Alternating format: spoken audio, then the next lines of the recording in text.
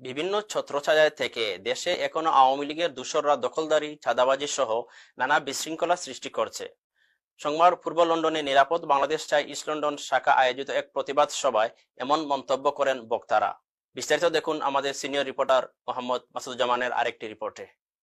বিভিন্ন রাজনৈতিক দলে আওয়ামী লীগের অনুপ্রবেশ, ষড়যন্ত্র, গুপ্ত হত্যা, দখলদার, চাঁদাবাজির বিরুদ্ধে সোমবার পূর্ব লন্ডনের একটি রেস্তোরাঁর হলরুমে এক প্রতিবাদ সভার আয়োজন করেছে মানবাধিকার সংগঠন নিরাপদ বাংলাদেশ চাই ইউকের ইস্ট লন্ডন ব্রাঞ্চ।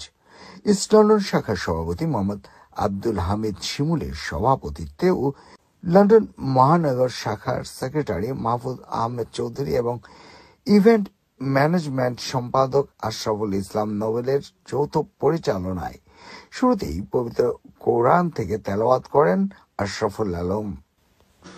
আজকের এই প্রোটেস্ট মিটিংয়ে আমরা জানাতে চাই, আওয়ামী লীগের স্বৈরাচারের আমলে যেমনি আওয়ামী লীগ সন্ত্রাসীরা বাংলাদেশে চাঁদাবাজি সন্ত্রাসী শুরু করে দিয়েছে, তা 24 জুলাই গণঅভ্যুত্থানে আমরা যে স্বাধীনতা পেয়েছি তা এখনো রয়ে গেছে। আওয়ামী লীগ দোসররা এখন বিভিন্ন মহলের সাথে হাত করে সমঝোতা করে আবার বাংলাদেশে স্বৈরাচারের আমলে যেভাবে নৈরাজ্য ছিল এখনো তা প্রচলিত আছে।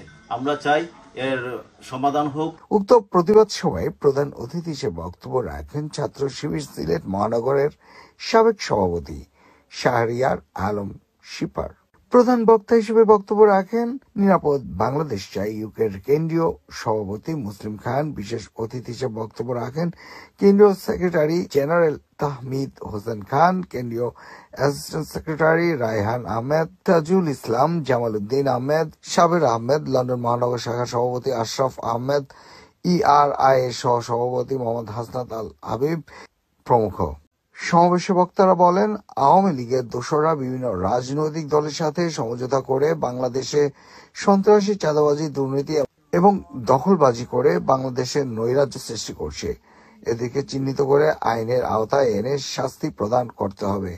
বাংলাদেশে আবারও আওয়ামী লীগকে পুনর্বাসনের জন্য সহযোগিতা করে যাচ্ছে একটি মহল। আমরা তাদের সেই স্বপ্ন বাস্তবায়ন হতে দেব না। মোহাম্মদ মাসুদুজ্জামান।